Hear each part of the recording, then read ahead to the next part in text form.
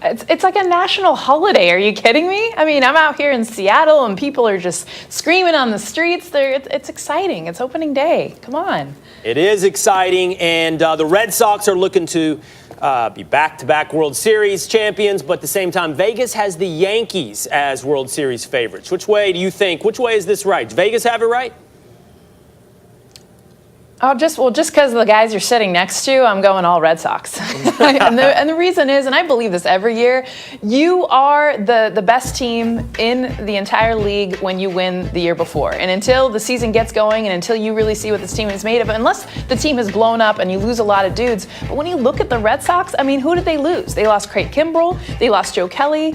Drew Pomeranz, that's it, right? Ian Kinsler, who they had for a little bit, but I mean, they're big dogs, they're main players, and you know that Dave Dombrowski is going to go out and get some more bullpen arms, which I see as the only weakness. They are the best team in baseball. It's opening day, you can say that.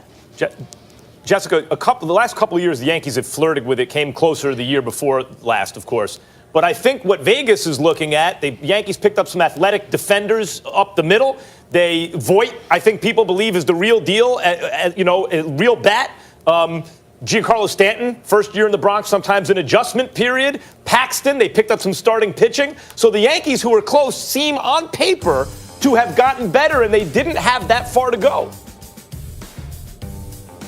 Yeah, and honestly, they have the best bullpen in all of baseball. And they have for some time, but they added, I think the biggest guy that they got is Adam Ottavino. And I'm a huge believer in James Paxton and a lot of the guys that you mentioned, but Adam Ottavino, I mean, he's a guy that was out west with the Rockies. No one really knows what this guy can do, but it's the fact that he comes in with this 6 slider that is adding to a bullpen that I already felt like was the best last year in baseball. And now you got Chapman, you got Chad Green, Dylan Betances when he's healthy. You have so many guys in Ottavino, Zach Britton, to where I don't think the pressure on the starting pitching is going to be as strong. So much talk of Luis Severino not being healthy to start the season. I don't think it's going to matter as much, yes, because they got Paxton, but their starting pitchers only need to go 4 or 5 innings because of all the dudes they have in the back end. I can understand that, and that's why you just made a good case to go with the Yankees, which is why I'm not going to take you picking the Red Sox too seriously, Jessica. Here's my question to you, though. I'm kind of wondering, we're talking about the Yankees, because it's Max and myself, native New Yorkers. Boston can't be ignored because they're the reigning champions. But there was a champion from 2 seasons ago who, by the way, won 103 games last year in the Houston Astros. How come we're not talking enough about them, especially since Altuve is expected to be healthy, obviously, now, and we know what he's going to do, and we know what they have as a team. Why are we not talking about the Houston Astros? Send them back to the NL, please. Send them back to the National League. I think if you look at the Astros, yes. I mean, that's what's crazy right now in the American League. And honestly, we're not even talking about the NL East, which I feel like is the best division in baseball right now. But the Astros are a team, they were unmatched. Like, I felt like the Red Sox outmatched them flat out.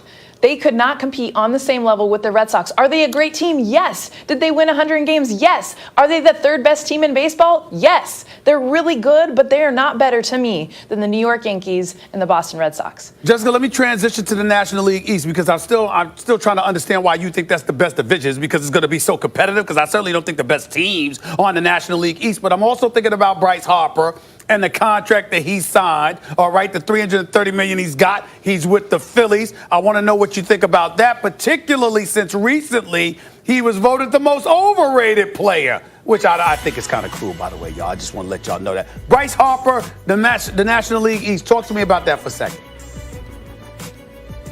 Okay, they have the best division because they have 4 solid teams. And sorry, Marlins, but when you look at, the Phillies got a whole lot better, not just with Bryce Harper, but they added so many dudes. JT Realmuto is someone that to really watch. Andrew McCutchen, I mean, there's so many players on that team that's just going to make them better. I feel like the best team in the division is still the Nationals.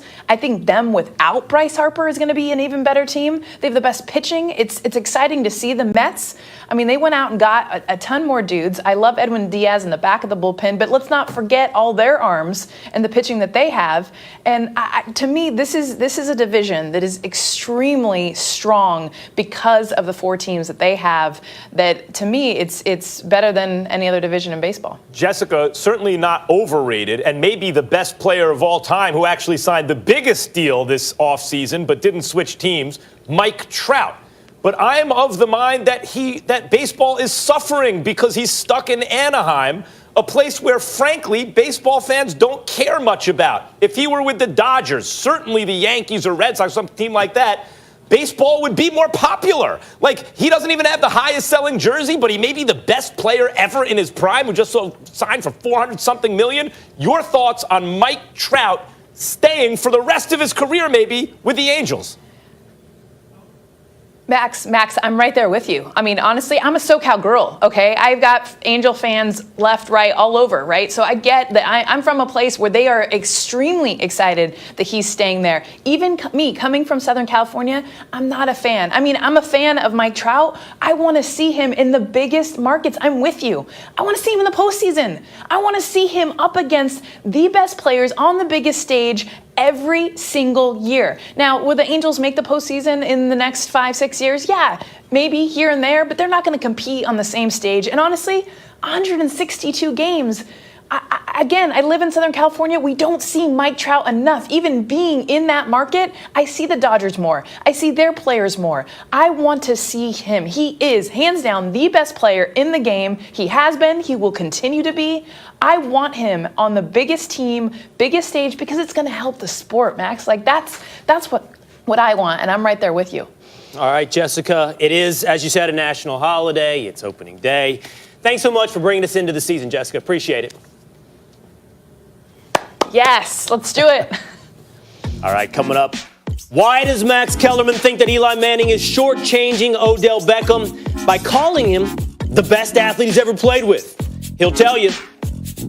And Kobe Bryant weighs in on the GOAT debate, and it isn't Michael Jordan. The guys will tell you if they agree later in the show.